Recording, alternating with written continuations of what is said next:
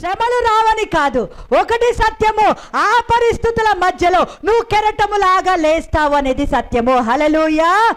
ఓటమి ఉన్నది వాస్తవము, ఓటమిలో నుండి జయముతో నువ్వు లేస్తావు అనేది సత్యము. హల్లెలూయా.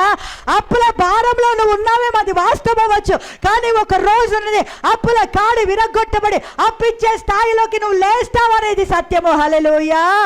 నువ్వు ఇప్పుడు అనారోగ్యంలో ఉన్నావు అనేది వాస్తవము, కానీ అనారోగ్యంలో ఉండి ఒక బలమైన ఆరోగ్యముతో నువ్వు క్రీస్తు కొరకు సాక్షిగా నువ్వు లేస్తావు అనేది సత్యము. హల్లెలూయా.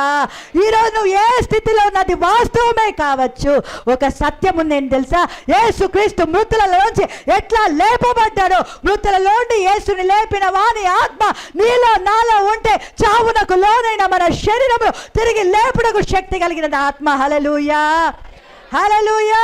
మృతమైపోయిన నీ పరిస్థితులను కూడా నీలో ఉన్న ఆత్మ జీవింప చేయగలిగిన శక్తి కలిగినది ఆత్మ.